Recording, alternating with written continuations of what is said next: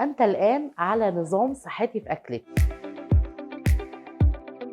صحتي في أكلتي بس مش عشان ننزل الوزن، لأ كمان لعلاج حالات النحافة. وللأسف عندنا في مجتمعنا بنتعامل مع موضوع النحافة بشكل خاطئ، إن أنا لما أمشي عكس السمنة يبقى أنا كده تمام. غلط، لأن إحنا المفروض عايزين في برنامج النحافة بتاعنا نزيد بشكل صحي، نزيد عضلات مش دهون ولا مية.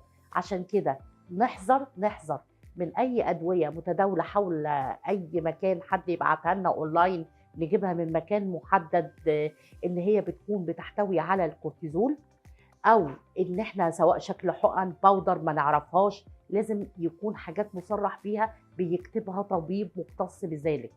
طيب حاجة تانية إيه؟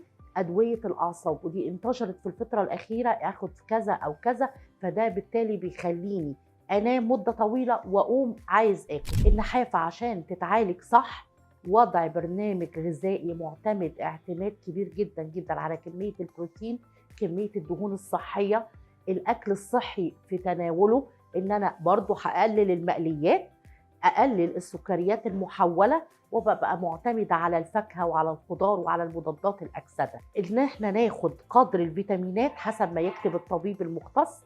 يبقى كل ده أنا ماشية في برنامج نحافة صح، ونزيد عليها كمان وجود برنامج رياضي، بعض الألعاب أو بعض التمارين الرياضية اللي تقدر تعمل امتلاء في مناطق معينة بطريقة صح عشان تقعدوا بالعافية.